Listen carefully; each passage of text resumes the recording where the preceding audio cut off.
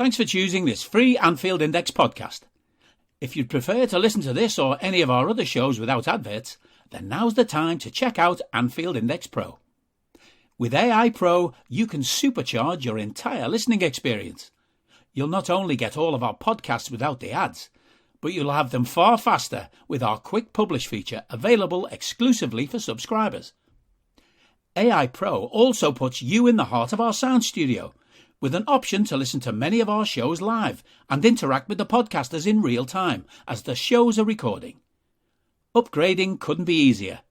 AI Pro is available on all popular podcast platforms, and we have our own apps for Apple and Android. Just head on over to AnfieldIndexPro.com and get started today. Hello and welcome to the Transfer Committee podcast. We're back with the winter edition. Do we do a bit earlier? No, it's a bit earlier actually this year because, the World Cup's on. So we thought, why not get in? And just in case Liverpool sign somebody, big if, but if they do, we thought we'd get in there early and do this biannual podcast. I'm joined by, obviously, the main management team of our Transfer Committee. I have Head of Scouting, Mr. David Hendrick. Dave, how you doing? I'm good, Gags. I'm good. How are you? Tired, but I'm good. It's actually good to be speaking to you three, so I'm going to enjoy this. I think it's a good out for an evening. We're also joined by Head of Finance, Mr. Mo Chatra. Mo, how are you doing? Yeah, sound as a pound, if you pardon the pun. Okay. Mo money, man, Mo money, Mo Chatra. And Head of Analytics, soon to be departing. No, I'm joking. Head of Analytics, Dan Kennett. Darth, how you doing, bud? I'm all right, mate. I'm D-Mob happy because I'm off. I've got my new position lined up. I'm on wind down mode now. So no one listens to me anymore, so I can just say what I want now. We need to figure out who the Pep and Linders of Anfield Index will be and throw them head to head with that and see what happens. Well, so I motion that fancy their chances, to be fair. We just let Gags pick whatever he wants, and then we'll just have the next hour just chatting. Wham. No, look, I want Mbappe, right? End of pod. Let's go home, folks. So are we getting into arguments now of who we want? No, well, okay. So we will run this the way that we think it should be run, and the way that pretty much the club was run, and introduced the success we think. It's a shame there was not enough money because this could have been even better. But right, let's get back on track and let's talk about budgets first and foremost. I think Mo, before we get going into players, I think we should talk about budgets, and then I'll talk about which players I want, and we can go into Dave. Cool. So, as we all know, the club didn't end up spending as much as it could have in the last transfer window, and some people will point the finger at the manager. Some people are at the owners. Whatever the case, ultimately, our spend relative to the money that came in from sales of players, there wasn't much of a difference. And yet, our revenue for last season was in the region of about 580 to 600 million pounds. So we've made more money than we've ever have.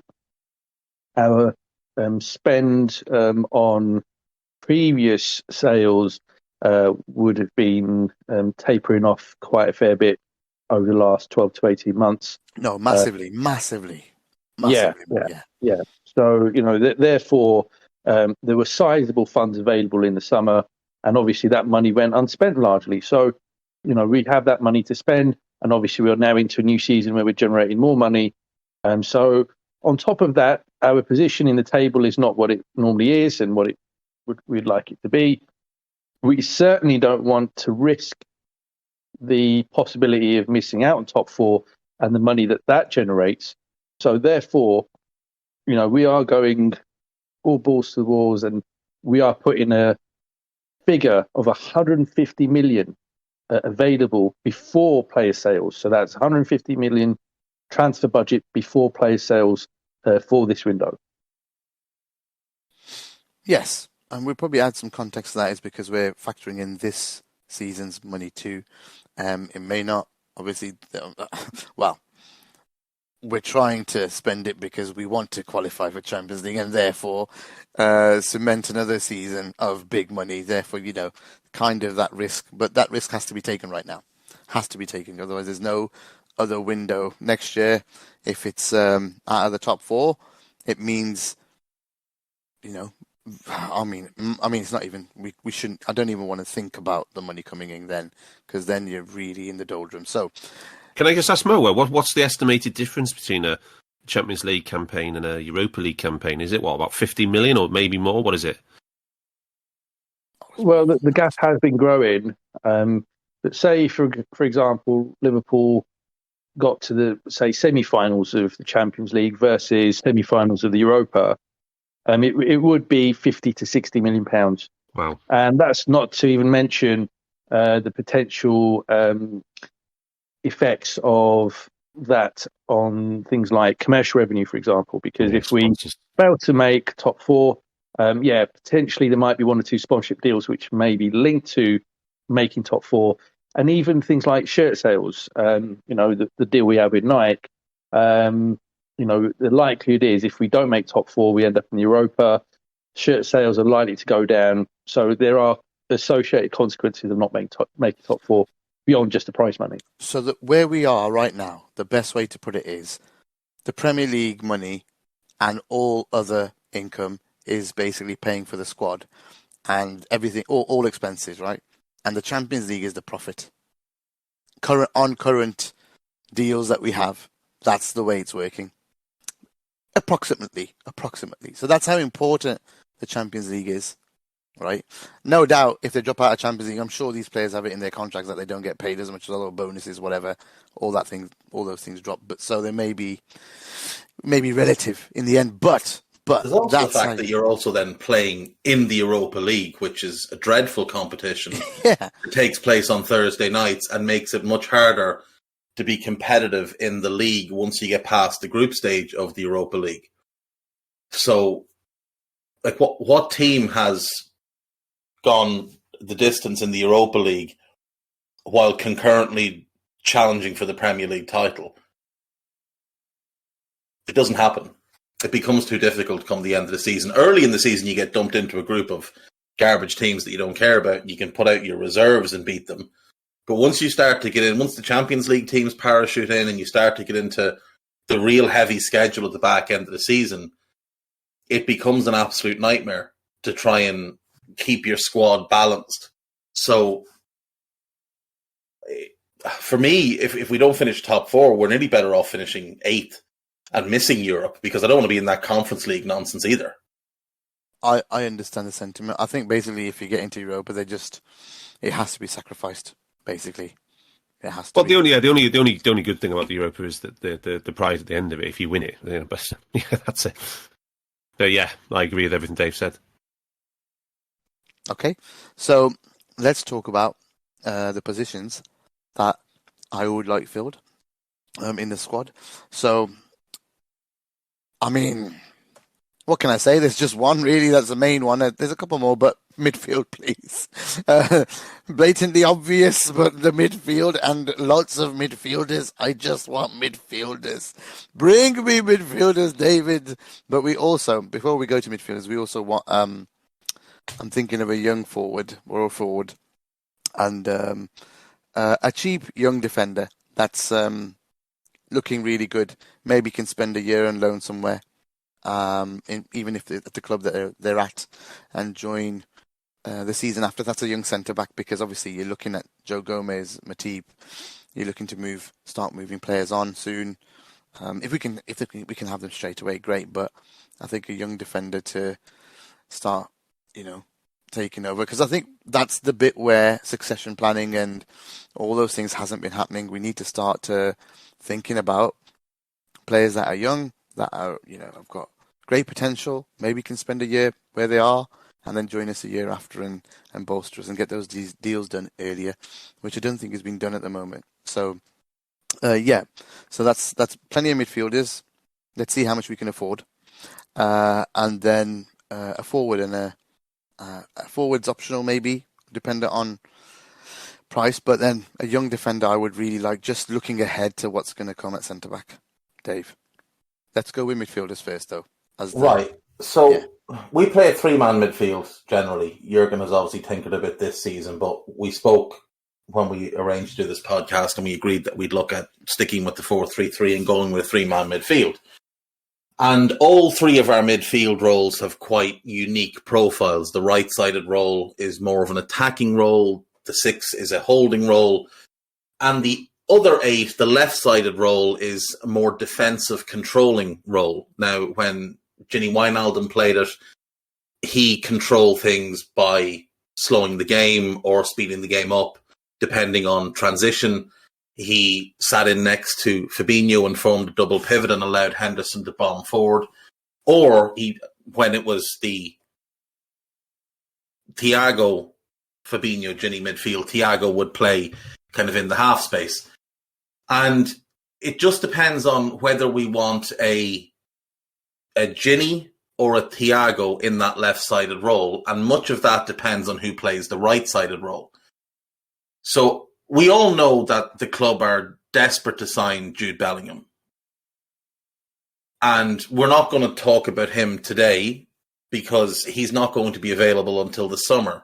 So it's about finding the right balance to go with him. Now, my view on it is that right now, at this moment, we need 3 midfielders because Milner's well past his best, Thiago's injury-prone, Fabinho's injury-prone and possibly declining.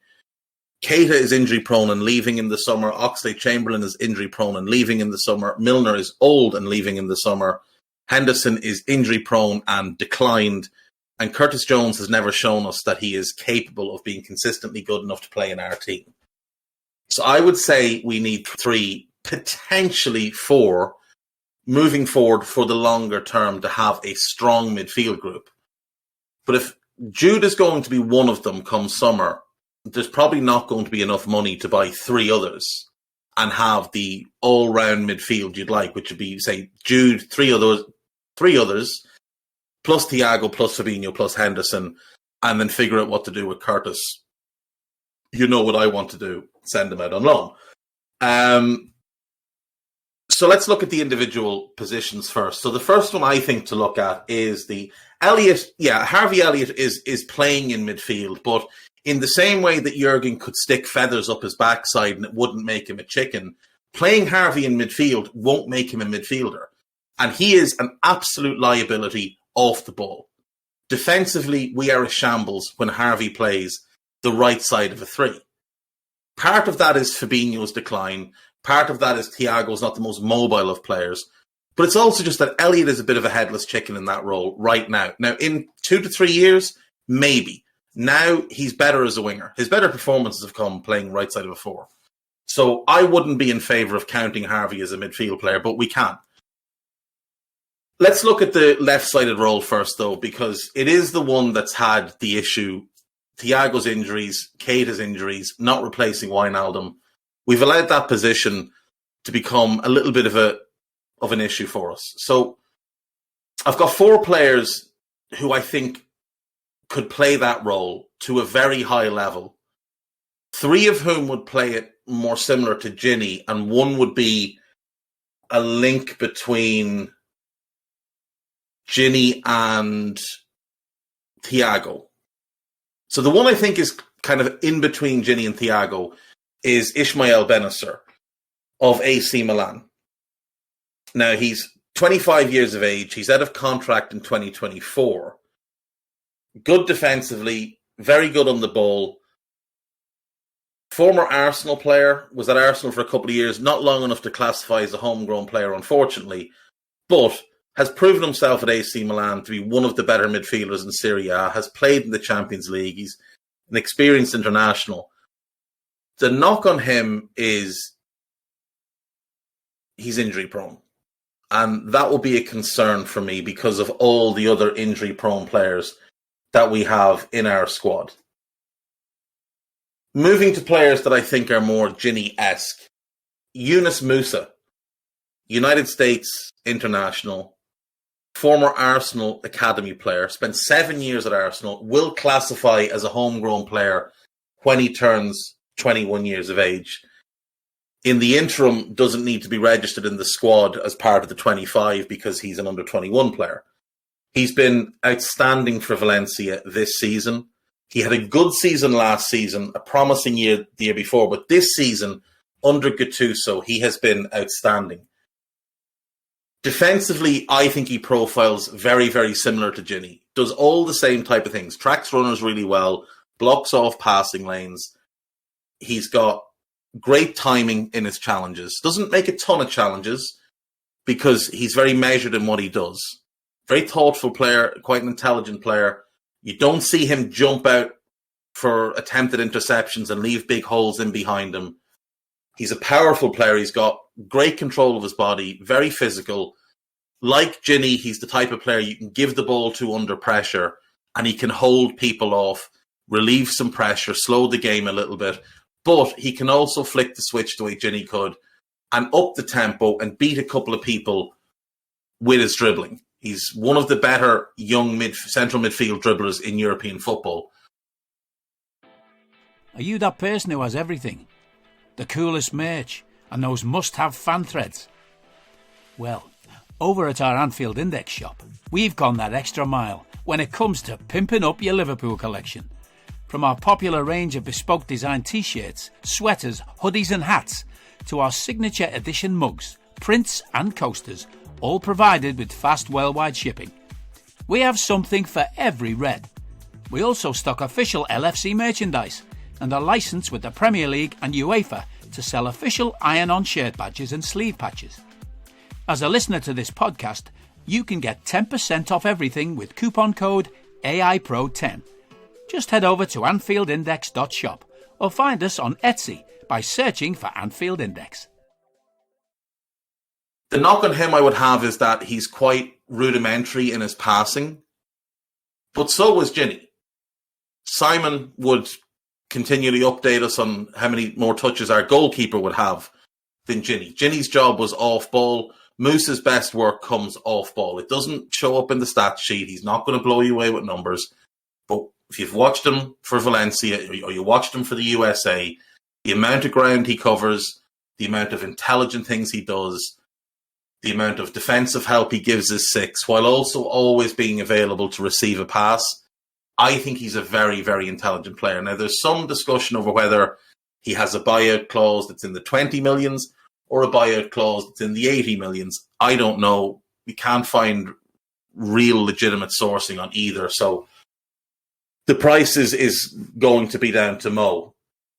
Next up is Kwadio Kone, goes by Manu.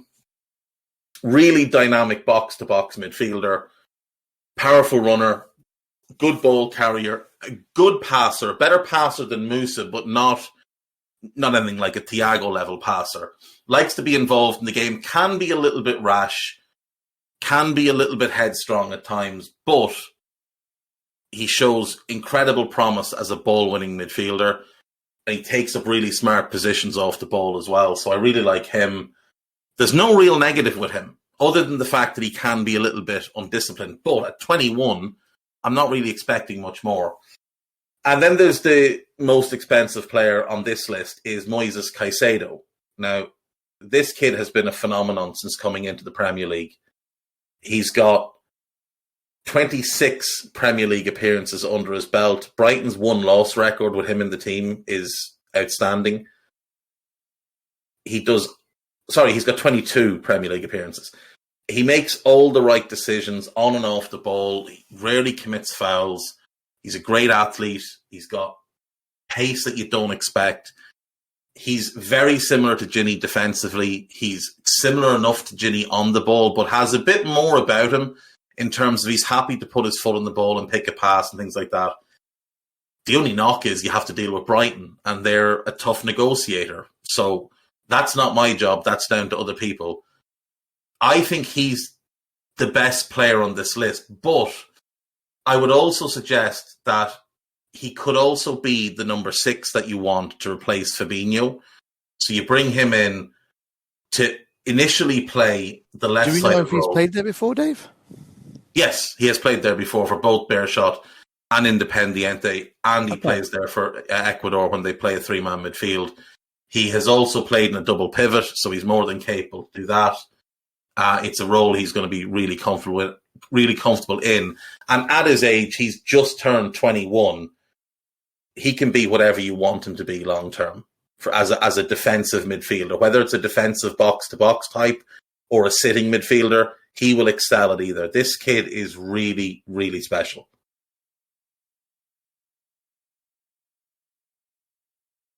Wow. Okay. We're gonna do this roll at a time, yeah? Because otherwise it's too many, isn't it, Dave? Let's do it like that. So, let's do the analytics first, Darth. Sure. So, one thing I've done this time is that from the analytics department, one of the biggest concerns we've got is the physical decline of our players to sprint and as much as the opposition in games, and also high-speed runs as well as total distance, maybe less important. But specifically, losing the sprinting and losing the high-speed running is a major concern because, previously, every other season under the clock, we've been in the top 2 in the Premier League for those 2 particular categories. And one thing we're adding to the list this year, which we hadn't really had previously, Gags, is the notion of a player's engine and his speed. Because one thing we need is we need runners. We need more energy. We need more runners. We need more athletes. And yeah. Bob, as a very, very wise Liverpool ex-manager once said, you need 8 players to carry a piano and 3 players to play it. And what we need is people who can carry a fucking piano. We need at least 2 of these players in our opinion. Yeah. And so we've got this now. We haven't been able to get physical data. I've looked long and hard, tried to source some data on this. We don't have it for every single player on our list, but we do have it for quite a few of them. And the other thing we're looking at is players' physiques as well, because we do have some small players at the moment. And I think we need to get a little bit cute on not buying too many more small players as well. So I know it's a bit mean on Benacer, but one of the things that is immediately a turn-off on Benacer is his size. Yeah. I mean, he's got a few nice pieces. To be honest, do you know what, one of the things about Benacer is that when you look at his most comparable player on the stats-wise, it's a player who's actually in the Thiago role, which is Kakare. So Benacer is it's like a left-footed version or the opposite wrong-footed version of him. So yeah, obviously he's a passer and a decent creator. So yeah, he's probably last on the list of these ones. Dave got the Musa profile spot on. There's nothing on the on-ball numbers that really shows up with Musa. He, on the other hand, based on his physical data, he's got a good size. He's 5'10". He's only 20, so he hasn't stopped growing either. But he is covering a lot of ground at the World Cup. He's in the top 10 players for average distance per match, and he also performs well on the sprints and the high intensity. All 3 aspects. The only person who really outperforms Musa in all 3 categories is Tyler Adams, who's his international captain at the US. Now, the other thing we got from Cy Brundish was that basically you don't get in the Liverpool team if your top speed is less than 32 kilometres an hour. Every single player we have, except obviously Milner's now declined below that, and a couple of the others have as well. You don't get in the Liverpool team. You basically want more players who are 32 kilometres an hour plus top speed. And as obviously the higher the better. And all the other players on the list have a top speed over 32, which is good. Let's look at them all individually. Musa, he's got an excellent engine, really good. And one of the things about Jude Bellingham, by the way, is he looks like one of those rare players who can carry the piano and play it simultaneously, which is quite a rare feat, really, because he's You've met me, Gags. You know what I'm like in my physical size. Jude, I'm the same size as Jude. Jude Bellingham is the same height as me. I'd like to say I was the same weight as Jude as well, but that's not that would be a lie. But yeah, so Jude, you know what I'm saying is his physique is excellent because he's got the height as well. Plus he's got the engine. Plus he's got the speed. Musa's nearly got the physique. He's got an excellent engine and a good top speed. His shooting and scoring is non-existent, but potentially we don't need that. The only really concern on Musa on the data-wise, on the ball, is his passing. His on-the-ball passing numbers looks poor, objectively poor.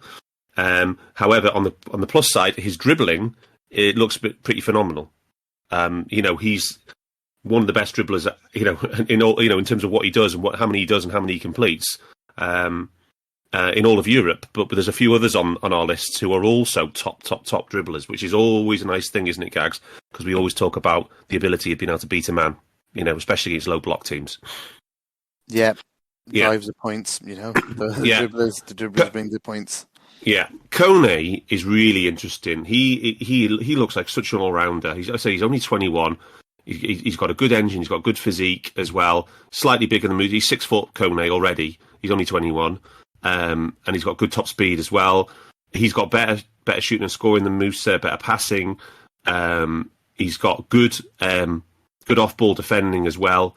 A decent, good 1-to-1, good 1v1 defending. Excellent dribbles as well for Kone. Might be unexpected. But yeah, that was one of the rare Bundesliga matches I watched this season. Actually, interestingly enough, was Gladbach against Dortmund, and Kone had a particularly good game directly against Jude Bellingham. I don't know, Dave, did you see that one? I did. Kone was the best player on the pitch. Bellingham came in great form, and Kone just monstered him. Just absolutely monstered him. Physically, yeah. So that's a good sign there with Kone. And Caicedo, this again, lots of good. Very similar to Kone in terms of the overall profile. Potentially doesn't cover as much distance as Kone and Musa, but he hasn't actually played that many games compared to the two in terms of his overall minutes. Good speed, excellent 1v1 defending, the best 1v1 defender on this list in terms of how often he basically wins direct duels against his opponents going at him. Very important, I think, for a player in his position. Off-ball defending is good. He's not a dribbler, unlike the others, but he does have the best aerial profile out of all these players. So very, very I think Caicedo and Kone are the two real standouts, but Musa again looks decent as well. Musa would be the kind of the project one that you don't buy him as a starter. Like let's say we go Caicedo, Kone, and Jude comes in to play the right-sided role. Musa is someone I think that you buy as a project to develop in that left-sided role, who can also, potentially fill in elsewhere, maybe even in the right-sided role in some games when you want to protect the lead or be a bit more solid or whatever.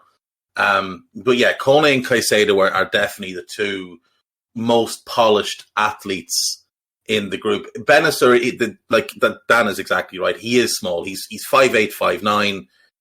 He's strong and he makes a lot of tackles and he's very active defensively. But we are looking to get more athletic. Like, our midfield is old and slow. Like, Thiago is old and slow. Fab is slow. Henderson has slowed. He used to be very quick, but he has slowed. Milner has always been fairly slow. It would be nice to get more athletes in with Jude in the summer and go back to playing in midfield like we had when we were winning the big things, which was, we're going to just overrun you in midfield. If we have to do that, we will just do that. We will overrun you and overpower you in midfield. And there's nothing you can do about it because we've got a team of bullies. Yeah. The way I would say with Musa, my thing is, if we can't get Bellingham, if it doesn't work out, then I think you buy Musa because he's got all the energy and the engine of Jude without the on-ball, the quality. So you're still getting the piano carrier side of things. But again, it depends on what that buyout. I've heard mixed things on his buyout clause. So I saw something on Twitter today said potentially €80 million, which is just nuts. You don't pay that for it. Nobody's paying that for him. for a 20-year-old kid. Interestingly, on the most similar profiles for Kone, his most similar is Caicedo, which is interesting. But Caicedo's most similar is Oriol Romeu. So I'm not quite sure how that works, but there you go. Hello, I'm here to annoy you. I'm here to annoy you into listening to more of me and more of others on EPL Index. We don't just have the Anfield Index stuff. We've got EPL Index as well, which covers the entirety of the Premier League. And we have 3 podcasts and a whole bunch of really good writing on EPLindex.com. The podcasts are my own Two-Footed podcast, which is every day at 4 p.m., Monday through Friday, covering the whole league. We have A Tad Predictable, hosted by too.The. You know too.The, he does Anfield Index. He presents A Tad Predictable before every Premier League match week. And then Kevin De Vries and his crew on the EPL Roundtable, they're every week after the Premier League match week. So make sure you listen to everything we're doing on EPL Index and follow us there on Twitter at EPL Index. Thank you. Bye-bye. Okay, let's get some valuations then. Mo? Okay, so interesting in that none of these players would come cheap. However, there are disparities in terms of potential wages, and when it comes to these types of matters, it's not just about the transfer fee itself; it's also factoring in wages, agents' fees, etc. So, if we start with Yunus Musa, he is a player who has a contract that expires in 2026. So it's still got a number of years to go. However, his representation agency-wise is pretty small. So agent's costs wouldn't be all that great, and his wages at the moment are probably no more than 10k per week. I value him at £25 million. Obviously, some of his exposure in the World Cup will have helped with that. If we then turn to Benacer, now it's interesting with him in that AC Milan have been working very hard to extend his deal and to significantly increase his wages. And, they've been working on a deal to increase his wages and obviously extend the contract. And the wages would increase to around 60,000 plus per week. So if we had to try and gazump that deal and tempt him away from extending and doing a deal with Milan, we'd have to be looking at paying comfortably over that, 70, 80,000 a week. But nonetheless, he's a player who is in the prime in terms of age. So he's at 25 years of age. And I value him, given his contract expires in June 24, at £35 million. Manu Kone is another player like Musa who currently won't be on big wages, so I estimate it's probably 10,000 a week at most. His valuation is at £35 million. He does have slightly more interest across Europe compared to Musa, so that's why he warrants that slightly higher valuation. And then we come to Caicedo, and obviously huge amount of talk about him this season, and he is a player, though, interestingly, whose wages of all of the 4 players is going to be the least of all of them. And that's because when he signed for Brighton, he was an unknown from Ecuador. And, he hasn't signed any new contracts since then. So his wages will be less than £5,000 a week.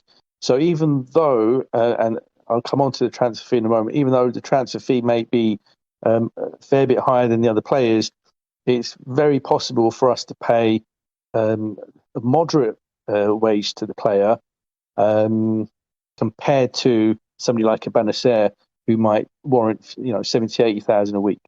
But with Caicedo, his valuation is £65 million. He's a player who a year ago that valuation would be a fraction of that, but obviously a good run of form over even a period of 2-3 months, and especially in a league like the Premier League, can increase a valuation significantly, and we've seen that with Caicedo. And don't forget, as Dave touched on earlier, Brighton have become absolute masters at negotiating great deals. Cucurella, we saw in the summer, was sold for a fee well in excess of probably what he's worth, which Chelsea were happy to pay when they gazumped Man City. And that was a fee of, I think, around 60 million, or perhaps just slightly below that. So, we can't expect Brighton to sell for any less than that for a player that has a greater reputation. So 65 million is the valuation for him.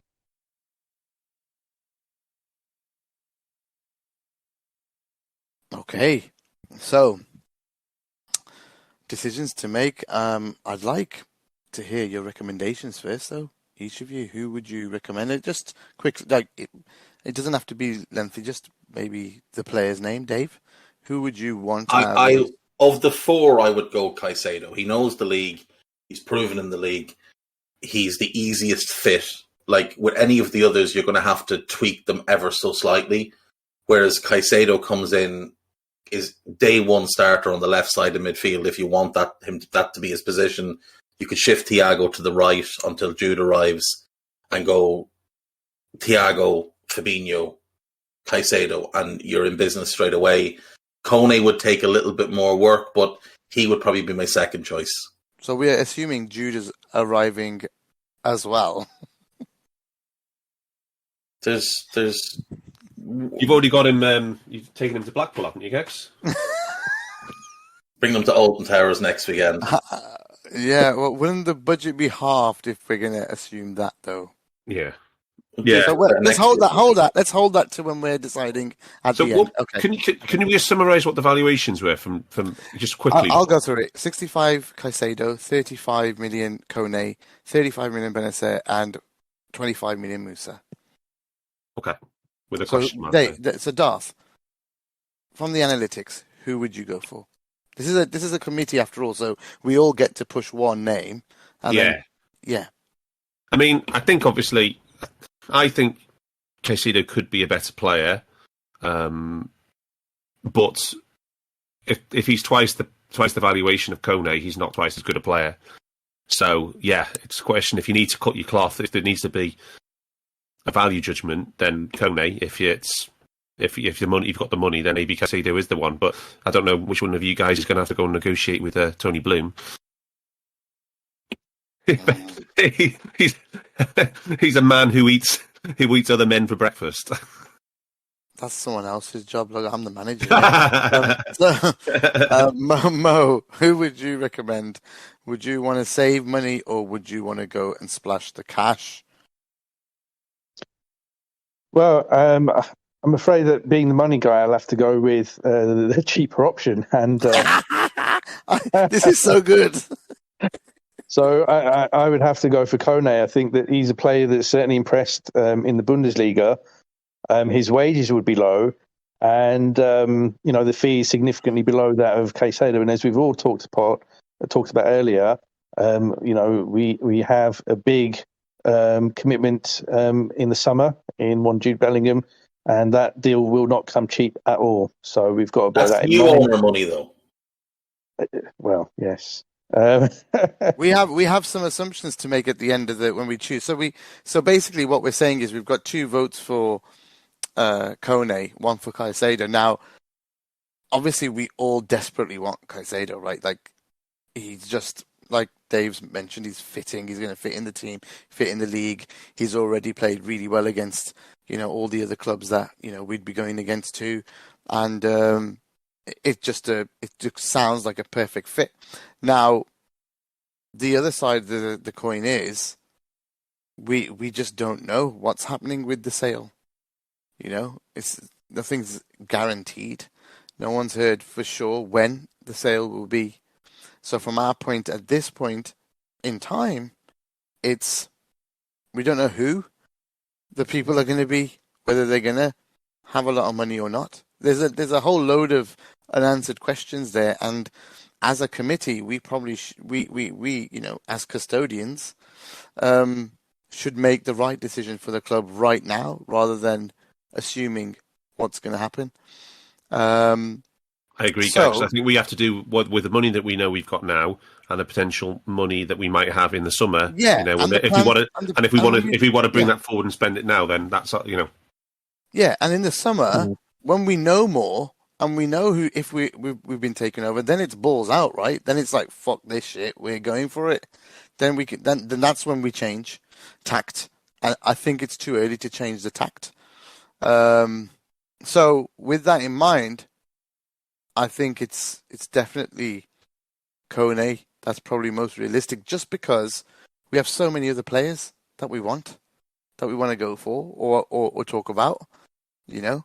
So, okay, we'll put that down / Caicedo, depending on what's going to happen. But we have a second of.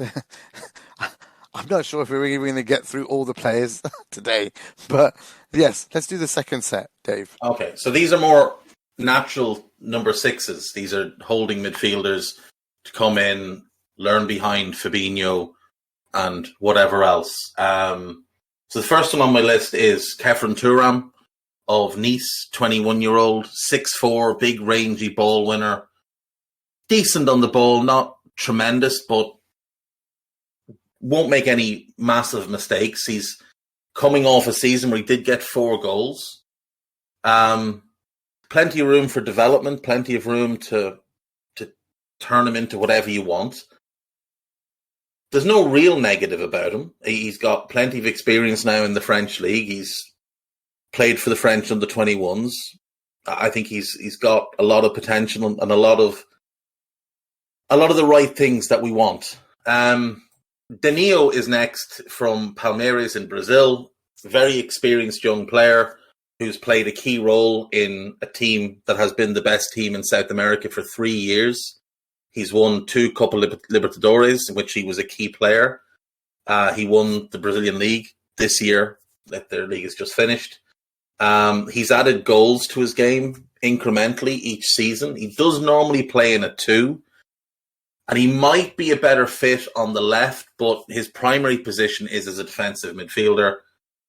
I really like watching him play. I think he's a good player on the ball as well. So, Danilo from Palmeiras. Obviously, the knock there is he doesn't have experience in Europe, but he has been playing in a good league. The Brazilian league is actually very good. And it's a European snobbish thing where we look at France and say, oh, well, that's the 5th best league in the world. The Brazilian league is every bit as good as the French league and has every bit as much talent. And he's playing in the South American equivalent of the Champions League, and he's won it twice and gotten to a semi-final in the 3rd year. So he's definitely someone I think that's worthy of consideration. Manuel Ugarte of Sporting, really aggressive ball winner, good on the ball, but keeps things nice and simple.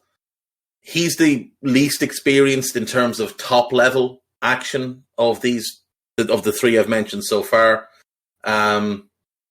But he has gone from strength to strength over the last couple of years at Sporting. He's become a very trusted disciple of Sporting's manager, who is someone that I've mentioned before for a Klopp replacement, Ruben Amorim.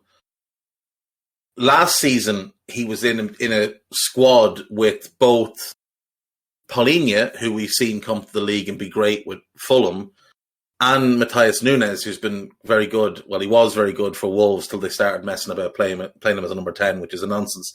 And he was keeping one of them out of the team quite often. He was getting starts over one or the other quite often, and not just rotation starts. He was playing frequently and keeping them out of the team. So I think he's someone with a high enough level already and someone with plenty of potential. The next one is, I think, potentially the most talented, most potential to become truly great of everybody we're going to talk about today. But he's probably maybe the most difficult to get, and that's Romeo Lavia of Southampton.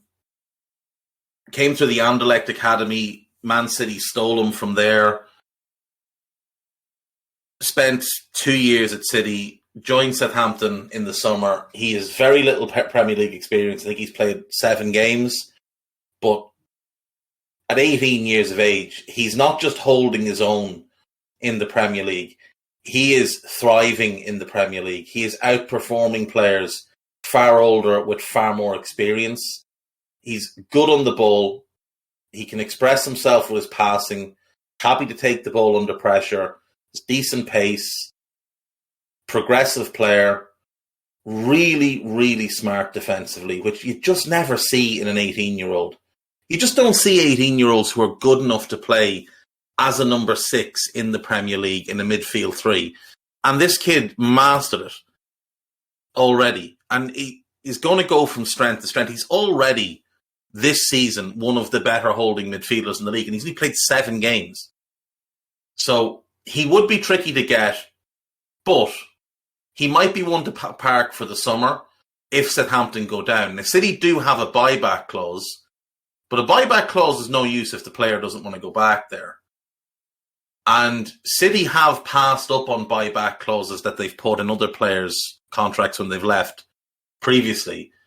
Remember, City did go out and buy Calvin Phillips in the summer, so they don't have any real need to buy him back unless they were doing it just to be spiteful, in which case it would be on the player.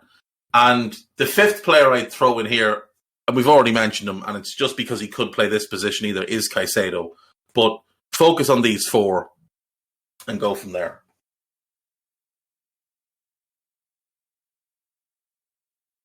Okay, Darth, over to you. Yes. So, right, Lavia, we are not going to give an opinion on because it's a pure scouting decision, because there's not enough data on this kid to, outside of club academy fixtures to make an opinion on data-wise. So it's be a pure scouting decision. 100% Dave on that one. On the other guys, just for information, I also, Dave, I know he wasn't strictly making the shortlist. I also added João Gomez as well on Flamengo, just so we could put into the comparison, because I think he was quite close to making your cut. He was, yeah. He was like the last name cut. Yeah. So I'm just going to put the full comparison link into the live show chat now, so everybody can see it. I've done one of these so everybody can share them. But yeah, so Ugarte, he taking on board all the onboard stats. He looks like the best all-round option, him and Thuram. Ugarte definitely has the physique here as well. He's 6 foot, 73 kilos as well, which is good. 21-year-old. He is the best passer on this list, according on the data wise, especially on his short passing, which I guess is what you want. You want that safe passer from the deepest position, and his off-ball defending, which is basically his tackles, interceptions, blocks, recoveries, interception, everything apart from his duels, basically very good as well. He doesn't contribute in attack at all like Caicedo, but that is his only. Everything else is passable with Ugarte. Kefren Thuram is an absolute beast. He's 6'4" and 82 kilos, and he's 21. That's phenomenal. So I don't know how we get him out of what's his name, Mr. Brexit down there in Jim Ratcliffe. Jim Ratcliffe, yeah. So I don't know what they're like. It's Dave Brailsford, isn't he? He's director of football, I think. Yeah. I mean, but maybe we could offer them a British guy in return, like Alex Oxlade-Chamberlain, a washed-up British guy. They love them. I could well past their best English plan. British jobs for British workers, Dave. That's it. And if they have a track record of a lot of injuries, they're rubbing their hands together. Like Aaron Ramsey, Ross Barkley, and Alex Oxlade-Chamberlain. That is a Brexiteer's midfield dream. Yeah. Plus, I'm sure Ox's wife would like south of France. Oh, yeah. Anyway, Kevin Thuram, 1 foot 4 guys, 82 kilos. Woof. That's a monster. He's the best in terms of the shooting and scoring side, which is a bonus on this list. Good passer. Poor creator, which maybe again is not so important. Good 1v1. Good on the dribbles there. Or by the way, I should have said on Ugarte, he was the best aerially of this sample as well. Danilo, I mean, Dave likes him. Dave watches a lot of Palmeiras. The data doesn't really give us any standouts for him at all. He's okay on the profile. According to one worry is he's a lot slighter than the other sixes on this list. He's only 5'9". So Lavia, Ugarte, and especially Thuram would be more of a Fabinho successor in terms of stature. But yeah, his standouts there. He's definitely he's the most. Again, he's got good shooting and scoring options from that sixth position, and his 1v1 defending is good. He's quite a poor aerial win rate, even in South America. So again, maybe that's another potential concern there. And João Gomez, just for comparison, quite similar to Danilo, to be honest. Same height, a little bit heavier. His best feature is his general off-ball work in terms of his defending, which they're the kind of things that you think could translate to playing in a heavy metal style. But worryingly, his actual 1v1 defending is poor. He goes for a lot, and he gets dribbled past a lot, which is potentially a little bit too gambles maybe a bit too much, Dave. Yeah, he's a horrible habit of jumping out for an interception. Not making it. And not making it and leaving a space behind him. I think him and Danilo, when I look at them, I think more left-sided 8 for us than 6. In part, as you mentioned, they're both short. Like Danilo's 5'9", Gomez is about 5'8.5". Now, Gomez carries himself like he's the best player in the world. If you watch him as he receives the ball, and he'll remind you of Thiago in the swagger he has about himself until he tries to pass the ball, and then the Thiago comparisons just aren't there. But I do think, like, as 8s, they could be very good in how we play, but not as 6s. But yeah, I just put Danilo on because I really like Danilo. That's more than it. And it was a coin toss with him and João Gomez. João Gomez's most similar player is Gaston Jimenez, the Uruguayan fella, which I thought was most interesting of all. The next most likelies are Kefren Thuram, Zambo Anguissa. I thought that was very interesting when that one popped up. And Lavia, despite his limited minutes, his profiling is most similar is Yves Bissouma. Again, not necessarily a bad thing, but yeah. What did you think, Kefren Thuram and Zambo Anguissa? That's an interesting one. That is interesting, especially considering the size disparity between them. Kefren Thuram, I think, like, the size is just so appealing to get a big, and he covers ground really well, to get a big rangy player in there. And he's got those gadget legs.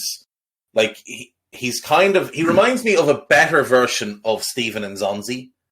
That sort of gadgety kind of legs, but very, very active and things like that. Like a better version of him, but physical sort of build, he's quite Nzonzi-ish. There you go, Gags. That's from me. Very nice, Mo.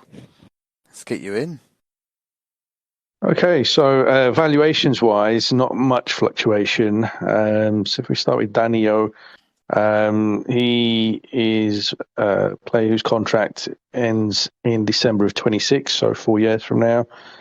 Only 21. He is represented by the agency Bertolucci, who are one of the bigger agencies representing primarily Brazilian players.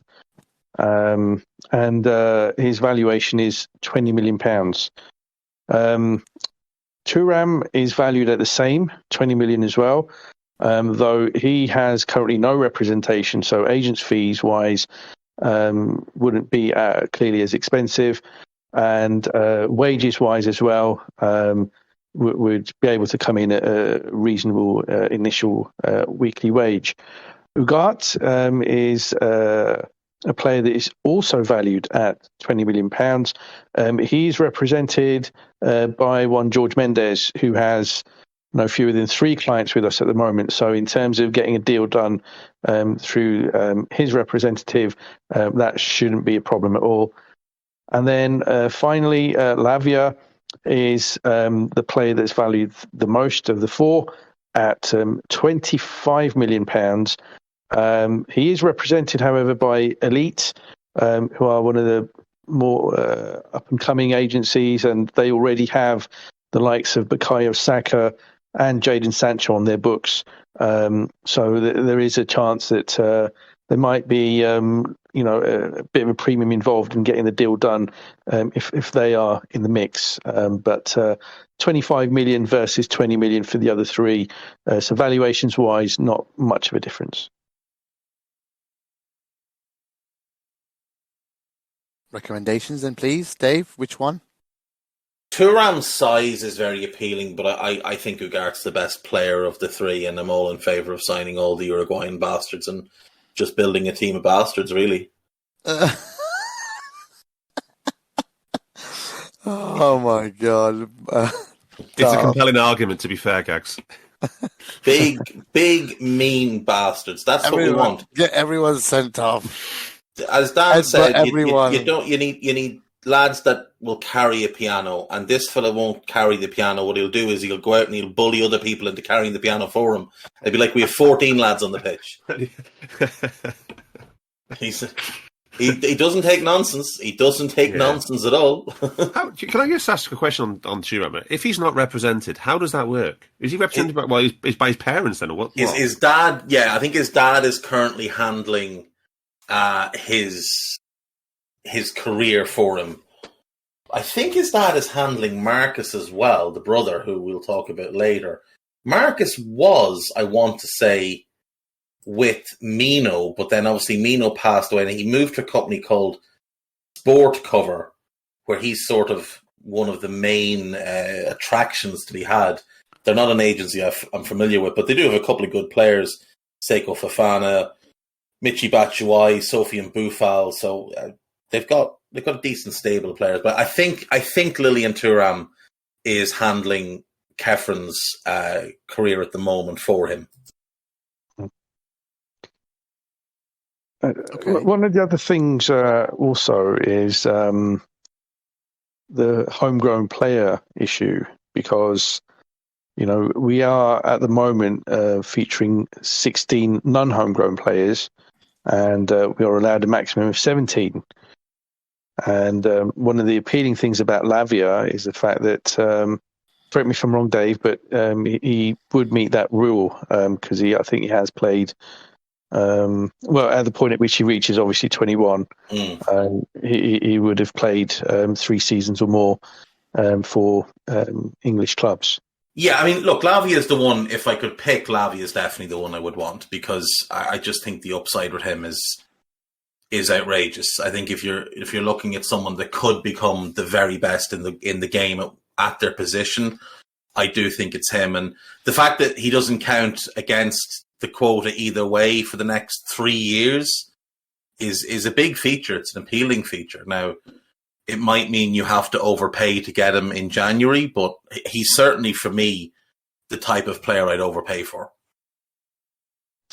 Well, would you have to get him in January? You could get him next year. I mean, wait till the summer. He's one you could wait for till the summer. Yeah, absolutely. And if things go down, then it might make things easier. And obviously, we'll be opening up a few of the non-homegrown spots in the summer. We know Naby's going to leave. It looks like Bobby might leave. And there's one or two others within the squad who could do the same. I think Adrian is a likely candidate to go. And maybe Costas leaves if a good offer comes in. Maybe Joel Matip leaves if an offer comes in. So, we can rejig there for certain. Okay, so Mo, sorry, who did you say? I feel that Lavia is the one that I would go for, just purely because of the compelling argument put forward by Dave in terms of his upside, but also the valuation. Wouldn't be much different, only a matter of 5 million. No. And wages certainly for an 18-year-old wouldn't be high at all to begin with. And Darth, you agreed with Dave on Ugarte? Yeah, I'd have no problem at all with Ugarte or Thuram. We can't give an opinion on them. We can't give an opinion on Lavia. There's not enough data. We don't have to decide now. No, but see, the thing with me is, right, this... Okay, we'll come back to this section, but the next set of players... Now, before we do this, I'm just thinking about time in mind as well. We need to decide.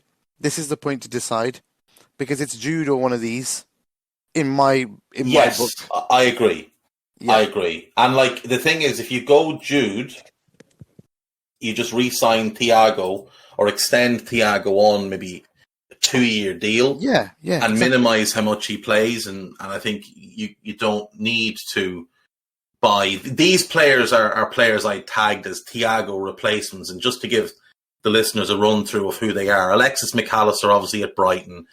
Everybody's aware of who he is and how good he is, and he's been outstanding this year, playing in a double pivot with Caicedo. Maxence Kakare of Lyon, very, very similar player to Thiago. I've been calling him Thiago Regen for a couple of years. Enzo Lafie is having a standout season with Lorient, and they're having a very good season.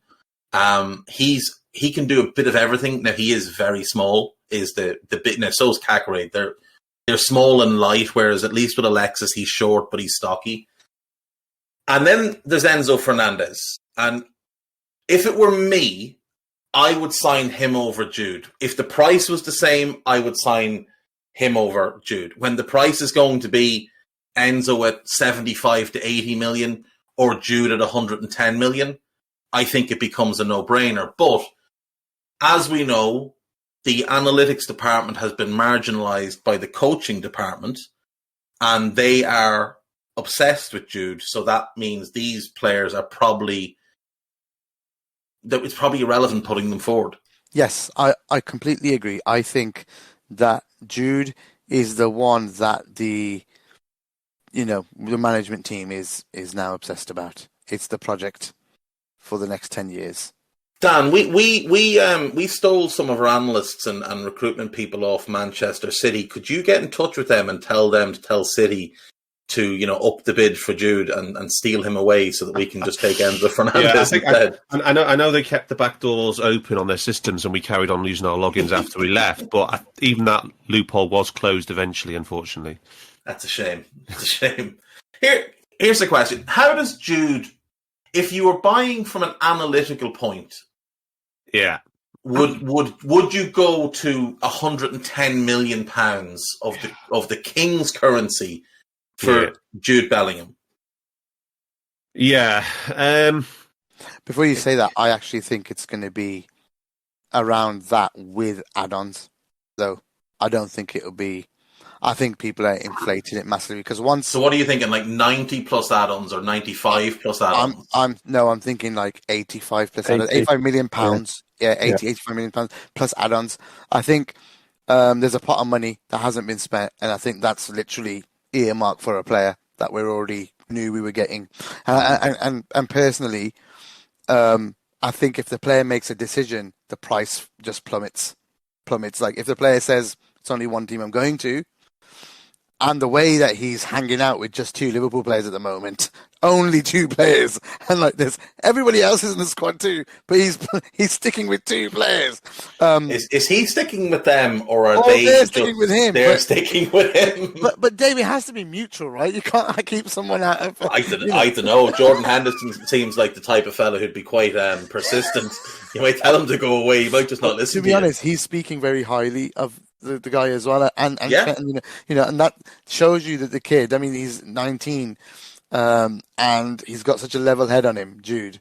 He kind of knows what he wants. It's very hard to actually move to Germany when you're that young as well, and then make a living of it, or at least. Is there a reason to be concerned that he got started as a senior pro so early at 16, playing a full season in the Championship?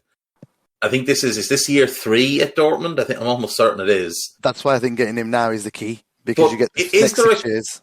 But that's the thing. Is there a concern that he gets to 25, 26, and like other players that started really early, like a Rooney, like an Owen, like a Fowler, like a Rashford, like a Dele Alli, who played all that football so young, that when they hit 25, 26, and you're rubbing your hands together thinking, they're just entering their prime years, all of a sudden they drop off. But is that a concern with Jude? I think it is a bit of a concern for me. It may be, but if he's built his career up to that point and he's that young, there will be always a Madrid that will take the risk. Always. True. You know, and for at such an age, you get a premium as well. You get it back easily, Dave. You know, you get it back easily, especially if the Super League's around by then, and you wait for it completely in the mud. But which is everybody's hope, by the way, because UEFA and FIFA suck.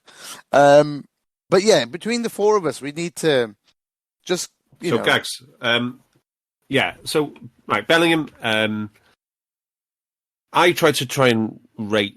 Tried to group about 10 different categories in preparation for this, and Jude is objectively excellent in 3 of the categories I've done, which is his physique, his engine, and his dribbling ability is absolutely sensational. Right, he the only thing he's objectively poor at is his aerials. Right, but if he's like the 6th best header in the team, does it matter?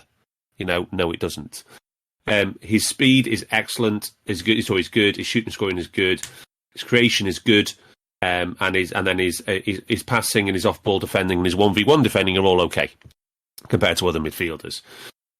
Right, Enzo Fernandez. Right, actually, before we go on to Enzo Fernandez, right, there's actually 2 players I would say that we're actually going to put a veto on in this list. First of all is Enzo Lafay. Right, yeah, he's tiny. He's actually smaller than Harvey Elliott, Gags. So, and he's lighter than Harvey as well. Yeah. Really worrying. Right, okay. Now he is like Dave said, he's basically he's a dribbling creative machine for Lorient. But whether that translates to Premier League, you know, it might be like going back to Hans Suso and to Brendan, you know. Anyway, that tiny thing. And the other one I'm going to put a veto on might surprise is Alexis McAllister. Because I don't think he stacks up physically. His top speed is only 31k, and as for a 25-year-old or 23-year-old, it's not great. It's like the Declan. That would be the number one thing we'd put against Declan Rice as well, is the mobility side of things. A few others about Declan Rice if you want. Well, as an Irishman, you'd be well placed to discuss that. Yeah, excellent. But Alexis McAllister, no, because his engine looks suspect in terms of the distance covered, and his top speed is mediocre. And his biggest strengths profile more of as a 10 than a 6 or an 8, statistically. So the only ones on the list that would make the cut from the analytics would be Kakare and Enzo. And Kakare, I mean, we were, we were really solid on Caicedo, Kone, and Musa, and then also Ugarte and Thuram and Lavia, and no, not Lavia though, but not even Kakare would be a bit of a from us, Gags. So let's discuss Enzo Fernandez. Good physique. He's 21 years old. He's 5'10". And he's 78 kilos, so he's not a slip of a lad. He's got enough to him. He's stocky, so his physique is good. His top speed in the World Cup this year is 32.3, so he crosses that threshold for us as well. So he's not rapid, but he's not slow either. Where we have to be really careful is where he's played his football so far. Is Argentina and Portugal. Now, much like we did with Darwin Núñez and the winger. What's our winger's name? Luis Diaz. You have to pay. There is a Premier League tax to pay when you translate that to other leagues. So you've got to be careful with the headline flashy graphs when it comes to Enzo, because he looks amazing at everything. But so what I've actually done, I've actually gone out and said, okay, let's just compare what he produced on the pitch in those leagues with what Thiago has done in the last 2.5 seasons, right? So the same thing, and it's incredible how similar what their output is. So in terms of his total passes attempted, the rate at which he completes them, the progressive distance, the total passing distance, the key passes, the expected assists, the passes into the penalty area, the number of progressive passes per match, the through balls, the switches, and the shot creating actions, and the open play. Fernandez stands the tail of the tape with Thiago in every single one, and in most of them he's slightly ahead, and he's only 21. So it's what he's doing is pretty remarkable. And even if you say there is a tax to pay for paying in Argentina and then Portugal, you can also offset that by saying, yeah, he's only 21. He's been doing this while not even fully developed. Hey, he's a kid. He's a kid. He's got 108 games under his belt as well. Everything you're saying there whets the appetite, right? But what I would say is that the new ownership, when they come in, and if that's in the next 5 months, that's the number one for summer priority. You understand where I'm going? Because right now, it's about this January, right? And I think it looks like it's a given that we're going for Jude, right? It just looks like they even want him in Jan. Like, it might even happen in Jan. And then because Dortmund just don't want a player at their club that doesn't want to be there. Simple. Now, the other thing that's making me think here now is that, what was our budget? 150. Right. So if we did get Caicedo, because just say if we did get Caicedo and Jude, how much is left, Mo? No. Well, we're all out of money then. But I mean, this is all on the basis that that's the money that's available now, and largely that's because of the money that was unspent in the summer. Whereas when we get to next summer, then we've got more money available, and I'm working on the basis that Bellingham was to come in the summer rather than January. I honestly think it's going to surprise a few people. It might just happen.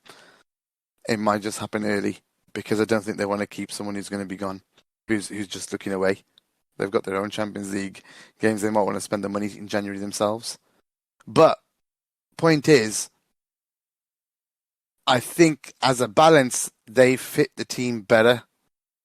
Just as a pair, I think it's a dream pair to buy. That's my view. As in, if you slot them two into this Liverpool side, right now, I think we get top four easy. You still have an issue then at your number 6 position. You could play Enzo as the 6, like he has played it before. He's played it for Argentina in this World Cup. He's played it for Benfica, and he's played it for Gimnastic. He didn't so much play it. But you said Caicedo could try as well. Caicedo could play, yeah. So, like, I've just been looking at it monetarily. I don't see us being able to get Jude and Enzo, because I think we will try and buy Caicedo with the money that's there from when we tried to sign Tchouaméni. Because look, the plan was, as we know, Tchouaméni and Jude, which means that there's money there for 2 big money midfielders. Yep. That's why I'm thinking it. Exactly. So my view is the Caicedo as the Tchouaméni alternative, that defensive player, and then the other one is that more on-ball option, which is Jude or it's Enzo. I don't see us going and buying Jude and Enzo unless there's a change in ownership and a lot more money becomes available. Exactly, we're all hoping that's the case, and that's why I think we park the Enzo till the next transfer committee where we know more. But I'm so tempted, guys, to end the show here with Caicedo and Jude. I'm so tempted. I just don't think Jude's an option for January, Gags. I really don't. I think it might be an option to do the deal and announce that he's coming in the summer. But either way, that's it then, because it's still that's the money done. It doesn't help us though. Yeah, you got to get. If we do that, that's the most. If we announce in January we've signed Jude Bellingham, he's arriving in the summer. We've written off the season, haven't we? We're writing off the season, and we're missing top 4. We're missing top 4. Like, if it wasn't for Alisson Becker right now, we'd be cuddling Everton outside the bottom 3. That's the realistic thing that's going to happen, though, right? Our midfield is washed. To be honest, we'd be taking a leaf out of American sports where they have a down year just to make good draft picks, isn't it? Yeah. Except we won't get a draft. Yeah. Now, maybe John Henry thinks we do. Maybe he's gotten a bit confused in his old age. Yeah, he's going to go up to the farm. We need players now. We need 2 midfielders now. I agree, but I just can't see us getting 2 midfielders and a green Jude. Okay, so hang on. This is our right. We don't have to do what the club's going to do. This is our shot. This is a fantasy show. This is our. I don't need a VPN. I've got nothing to hide. This is what I used to tell myself before I hooked up with LibertyShield.com. Not only is my home internet now fully encrypted, but I can now access all the websites I want, whenever I want, and do so from absolutely anywhere. As a Liverpool fan, I love to know I can now watch every match, regardless of whether it's on UK TV or not. My Liberty Shield VPN makes sure nothing is blocked and guarantees me super fast streaming speed throughout that match.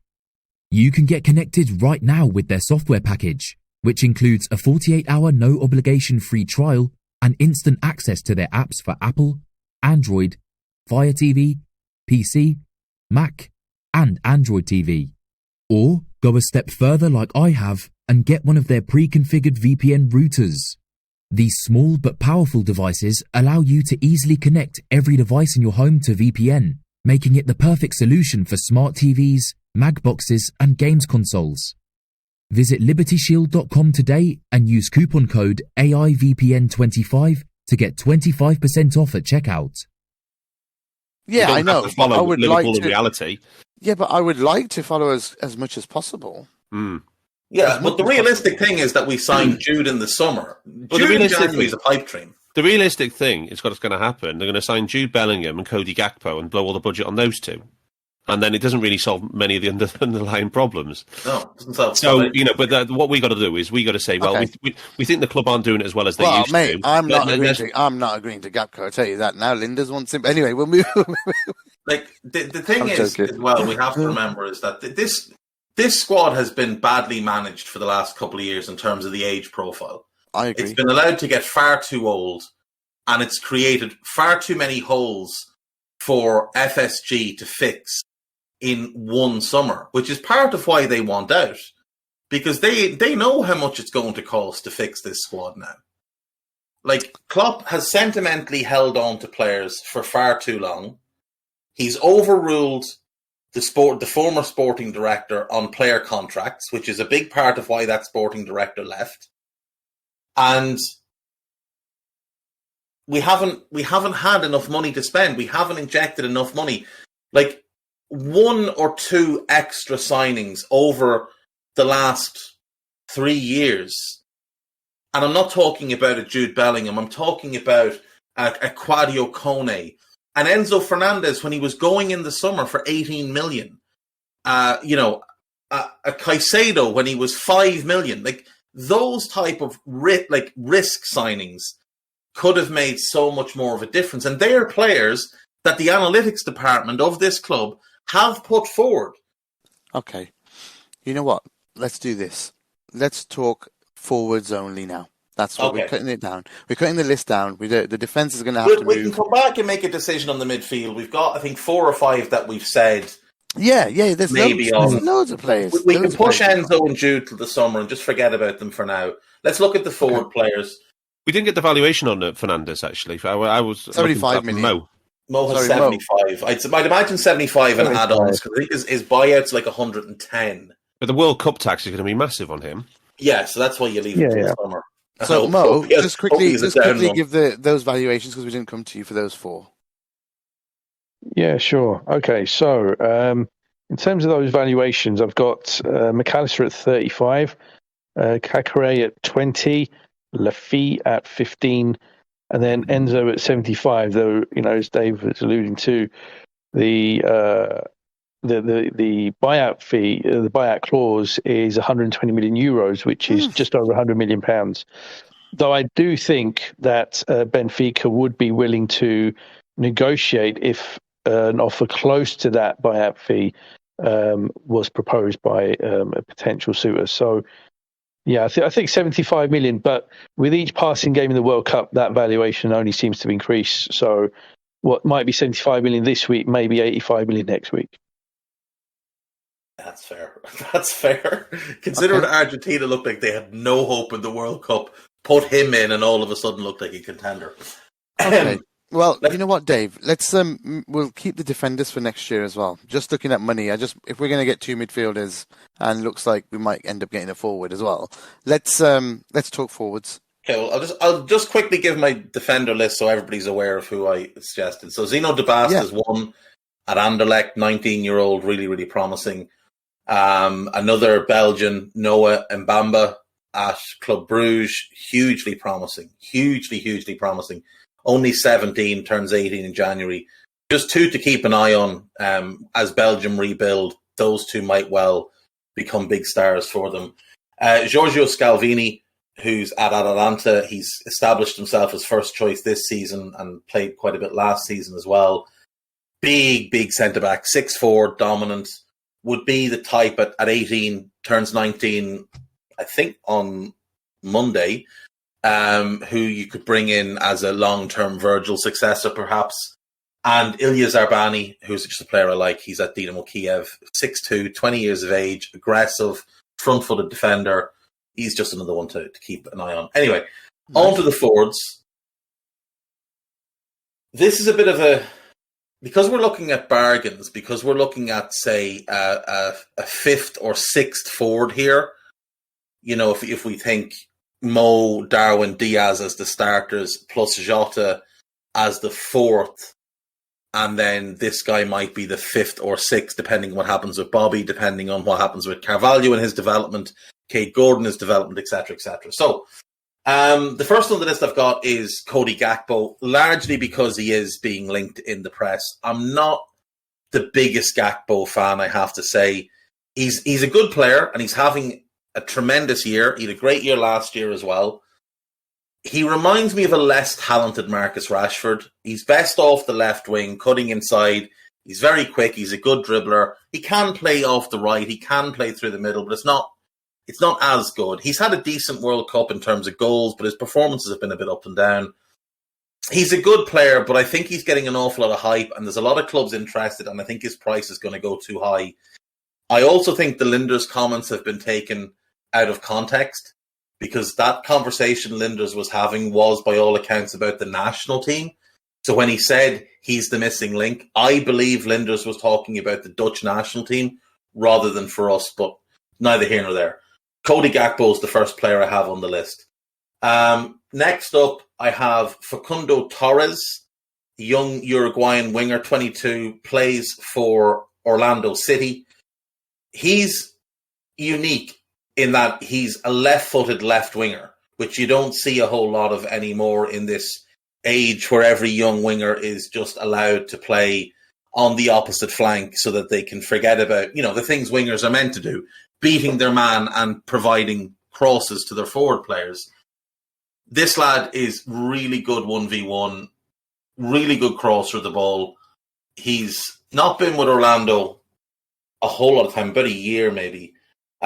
He's had 13 goals and 40 appearances for them this season. I know it's a big step from the MLS to the Premier League, so he's more of a flyer than anything else. If you were signing Bobby up for another year or two, I'd like him as a backup to Diaz on the left, Jota kind of as the main Mo backup, and Mo's not there, but also as the Darwin backup, and then Bobby just sort of around the place to fill minutes. I like Torres. I enjoy watching him play. I think he's got a good upside. Marcus Thuram, brother of Kefren, like his brother, an absolute unit. Huge. Plays left side or through the middle.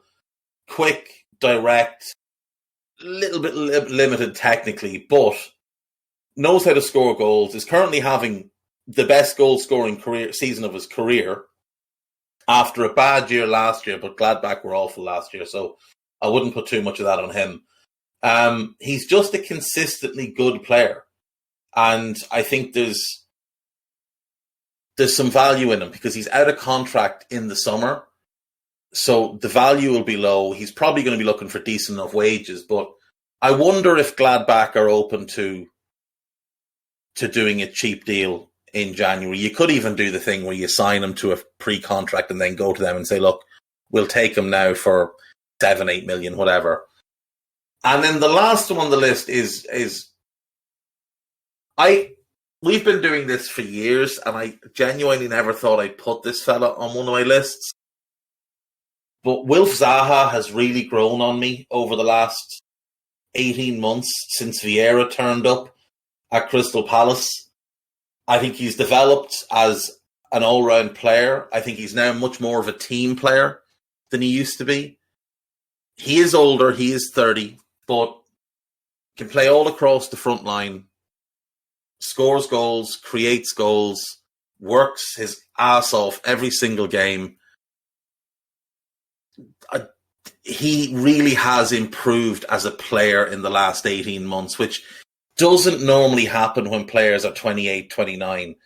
But he has improved quite a lot as an all-round player, as a team player. And I think a big part is having the likes of Eze and Elise and others that take the pressure off him so he doesn't do everything by himself.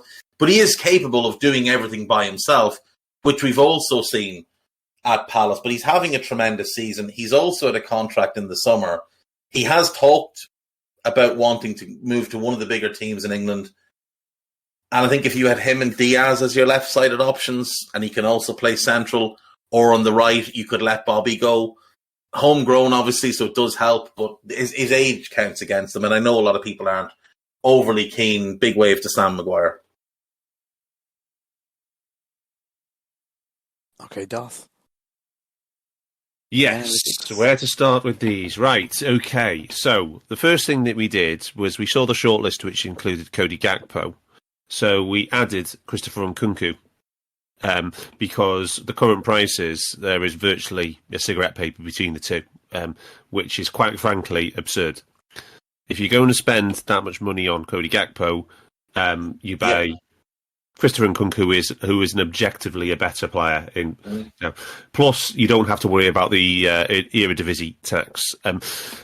Problem with Gakpo is, right, first of all, he has got a really good physique. He's big and strong as well for a creative player, and he's got the pace as well, Gags. So he would fit nicely into the front line with enough pace.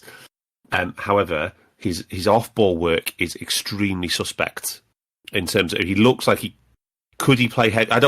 First of all, I don't know if we play heavy metal anymore. I don't know if we can play heavy metal. But say if we ever wanted to go back to playing heavy metal, I'm not sure whether Cody Gakpo could play in a heavy metal band. Maybe he could. Who knows? But I don't think he could off the ball. I don't think you get enough out of him off the ball. So, and the other thing is that of all the leagues in Europe to statistically profile, the Eredivisie is probably the hardest of them all. There's various analytical studies by our data science colleagues, Gags, that you try to quantify where the leagues sit, and it's usually round about the same as the English Championship, which isn't a great endorsement of that league, I'm afraid.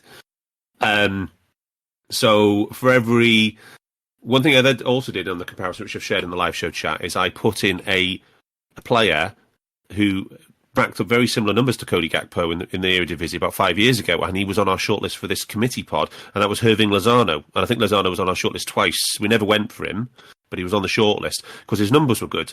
And Gakpo's numbers for BSV are slightly better than Lozano's were for PSV, but Dave, it's fair to say that Lozano hasn't really translated that PSV form into Napoli. It's been a bit of a slow burn, hasn't it, really, for Napoli?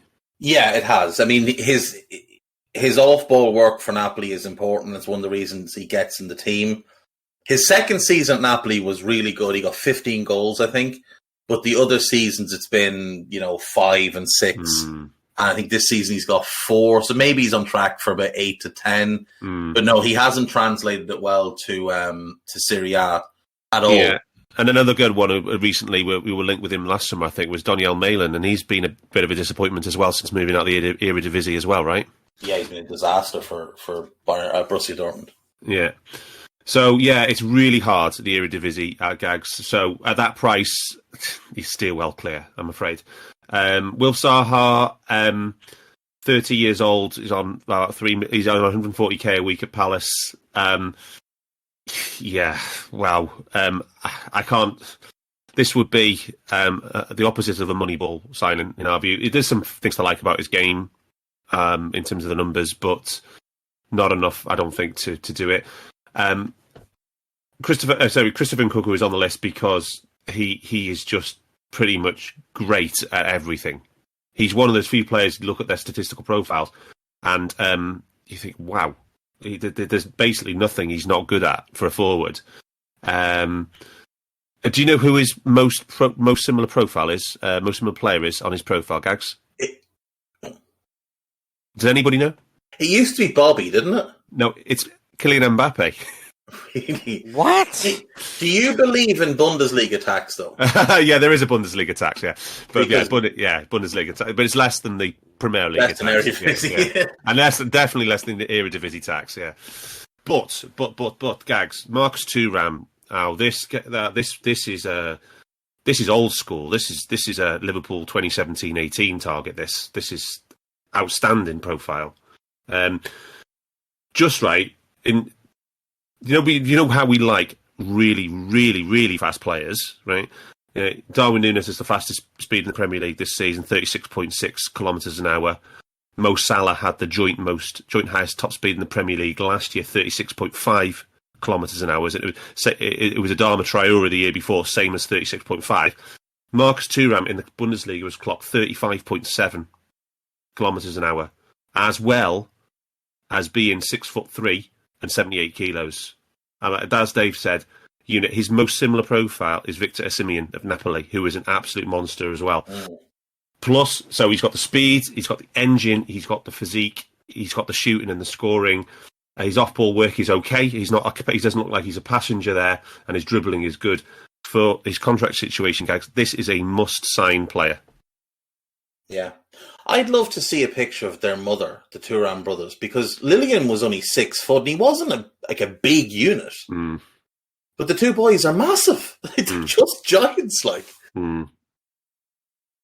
Yeah. Okay, should we just get the brothers then? No, okay. Why not? I mean, why not? Just that'd be an incentive for the both to join. I would go for the brothers and Caicedo, is what I would do. That's what I was thinking. But let me just get the valuations from Mo first before we decide and close the call. But Mo, what's the numbers on these guys? Okay, so let's start with Cody Gakpo. His valuation, because of his stats, has gone up. Man United have been sniffing around him, and so obviously when they do around a player, then that results in the valuation going up as well.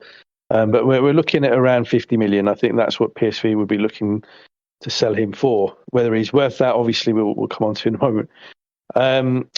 Marcus Thuram, his contract, as was touched upon, comes to an end in June 2023.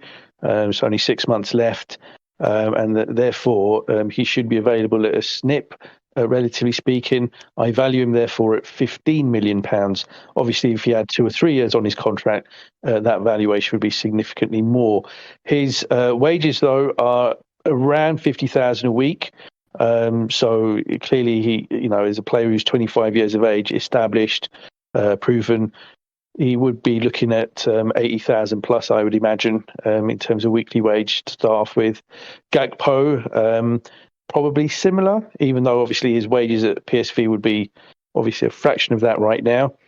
If you come on to Facundo Torres, so I value him at £10 million, which would still nonetheless be a record fee for Orlando. His contract expires in December of 25. And Wilf Zaha is an interesting one. His contract expires in June of 23 as well. So again, only 6 months left. And I value him at 15 million. However, the owners or the part owners of Crystal Palace obviously are sniffing around Liverpool Football Club. So, if they think that they're in with a shout of taking over at Liverpool, they might do a bit of a swift one and, sell Zaha for a snip. But nonetheless, I value him at 15 million, just like I do with Marcus Thuram. Can we just highlight how ridiculous the Gakpo thing is, though? Like, in the summer, he was linked to Southampton and Leeds, and the price was in and around 25 million. And then United got interested, and the price went from 25 to 45 because United are a very stupid football club. And somehow now that price is even higher. And he's not a £50 million footballer. He just isn't a £50 million footballer. I include him because he's been talked about so much. Like Dan is right. If you can get Christopher Nkunku for 60 million, which it looks like is what Chelsea are going to pay, why on earth would you be looking at Cody Gakpo? And also, if you're looking at Christopher Nkunku, why would you be looking at Gakpo anyway? He's just not nearly as good a player. Yeah, I think Thuram's the pick here. I think we're until we know who's buying us. The only thing I would say on Thuram is that does he play in basically the same role as Darwin Núñez? Is it can you have him in the same squad of players as Darwin Núñez and Luis Diaz and Diogo Jota? I think so. I think you just need to focus Darwin as a 9 and stop this mess and playing him left wing, because it's not doing him any favors. You're going to end up with another Divock Origi if you do that, because that's what happened to Divock. He was a 9 who continually got played left wing, and he got stuck in between them. The same thing happened to Danny Welbeck years ago. I think that stops though, Dave, as soon as Diaz is back, mate. I hope so. Yeah, I think Thuram can play either side or through the middle. He's like just your utility forward, like Jota. Yes, except more direct. More direct and Jota, and less subtle. We don't know what's going to happen with Jota. This many injuries now, back to back. It's going to be like a year before since we've seen him play. A considerable amount of football. Well, as long as you think we could have him in the squad with Thuram in the squad, like what I mean is, so he's not like the versatility is amazing, dude. That's what Klopp loves as well. So personally, I think I'm going with the Caicedo plus Thuram brothers. As the 3 players. I just want to know your thoughts on that between the 3 of you. Let's go around the table, Mo. What's that going to cost us as well? And I think Thuram, the forward, is going to be cheaper than 20 because of the 15 he was, I think. Mo said. Yeah. So 15 for him, 20 million for his brother. And if we are going away from Manu Kone and onto Caicedo instead, then between the 3 of them, we are looking at exactly £100 million. So 65 for Caicedo, 20 million for Kefram, and 15 for Marcus. Yeah, I think we've actually saved money. I think that's probably the right move for now. We'll need it for the summer. Does that get us top 4, Dave? Sorry, Darth, I'll come to you. I think so? It does, yeah. I think Caicedo immediately improves the midfield. Thuram gives you the option of having a more aggressive, more physical midfield in certain games. Kefren, that is. And Marcus gives us another option up front with real power, real pace, an option in behind, an option to go long to if need be. There'll be games where we might need a goal and we could go 4-4-2 and play Thuram and Darwin as a 2 with Diaz on the other wing and just have Trent spamming crosses in and those 3 attacking the ball. And you can't have enough. You've got to have options to do all different things. And our squad got too old, too slow, and too small. Yeah. And the Thuram brothers by themselves make us very, very big. And you add Jude in the summer, and what is he, 6'2", big, powerful player. And and all of a sudden you look a lot better. And then, you can look at it like Jude is one of the midfield 3. And the other 2 positions are Fabinho, Thiago, and Caicedo. When Fabinho plays, Caicedo plays left. When Thiago plays, Caicedo plays the 6. And you've still got the other options that are at the club as well. And I do like that, having a pair of brothers, a couple of brothers at the club. I just like that. I think it'd be... Just to fill up on the contingency planning as well, I think for the realism side, because I always like to think that, we try to make it as realistic as possible, is that, if Tony Bloom eats Mo for dinner in his negotiations, which is possible, that we go for Kone. And I think that's also a very good player, a very good signing. Yeah, it's a contingency. And if something happens with Jude Bellingham and it doesn't get it across the line, you basically say, okay, well, we go for Yunus Musa. And then there's a contingency back up there. And then maybe if the Jude thing falls through, then you basically double down on and you try and get Enzo Fernandez for the similar kind of price. If Jude fell through, I'd be looking to turn around and get Enzo and Musa. And, it'll cost a little bit more, obviously, but yeah, you can never have too many good, rangy athletes in your squad, and Musa is worth getting, in my view. But, yeah, I think Enzo, if Jude falls through, you go Enzo. Yeah, but all of a sudden, you've added legs to your squad, haven't you? Yeah, with Thuram for sure, and Caicedo, and Kone, and Caicedo or Kone, and then and Kefren, yeah. Yeah, the two. So, which two non-homegrown players do we then drop from the 25-man squad? Naby Keita, because he's leaving. Yeah. Is a Dortmund actually interested in Naby Keita? Oh, it doesn't matter. Someone's taking him this January, I think. Yeah. I wouldn't be against. Like, you could offer him to if you wanted to get, say, Kone and Marcus Thuram, you could say to Gladbach, like, would you have an interest in Naby Keita? Because Naby, I think, will be happy just to go back to the Bundesliga. I don't think he's going to be, demanding that he go to Bayern Munich, for example. No. And if you're not at Bayern, if you're not at Bayern Munich and you play in the Bundesliga, you're playing for a move to somewhere else. No matter what club you're at, whether it's Dortmund or Gladbach or Leipzig or Stuttgart or Schalke or whoever, at any other club other than Bayern, you're putting yourself in the shop window. But Naby would be one to move on. And I think the other one to move on is Adrian, because we've got Kelleher. I'm sure we can recall one of the young goalkeepers like Pitaluga. We've also got young Harvey Davies, who's apparently quite highly rated. Would we really miss Adrian? Like, would anybody miss Adrian at this point? I know he's good in the dressing room, but it's an obvious one that we could move on. If we were bringing in three non-homegrown, he's an obvious one to get rid of.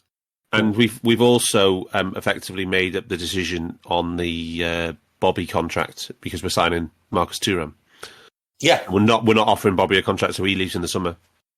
I think we'd be very foolish to offer. I know he's had a hot start to the season, but he had a hot start last season as well.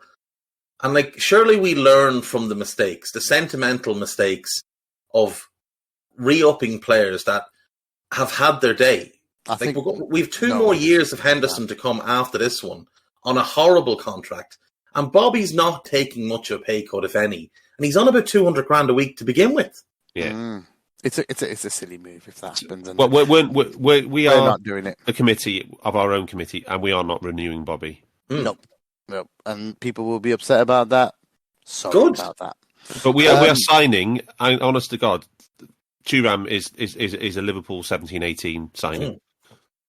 Yeah, like Mane signing. But cheaper because of his contract situation. Exactly. And if you guarantee if he doesn't come to us, he will absolutely go to an English club, and he's probably going to be one of those players that looks like he's going to be born for the Premier League. Yeah. So, we've decided Caicedo, the Thuram brothers. Sounds good to me. Everybody happy? Yeah. Mo? Yeah, definitely. Okay, let's see what we actually do. We announced a deal for Jude, and Paul Joyce tweets out, Liverpool will not be doing any more business in the January transfer market. What's actually going to happen is Jude gets announced for the summer, and we sign Cody Gakpo for €60 million. Oh, the pain.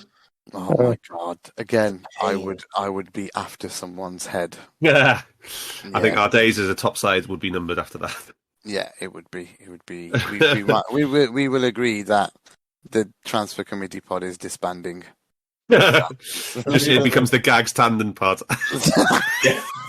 So the gags. It's old school. It's going to become old school. We just make it up as we go along. What we do is we get Guy to record Gags talking for an hour, and him to record the three of us, me myself, Dan, and Mo talking for an hour. And we come up with ideas, and Gags just completely ignores them and just mix the sound together so it looks like he's just talking over us the whole time and not listening to us at all.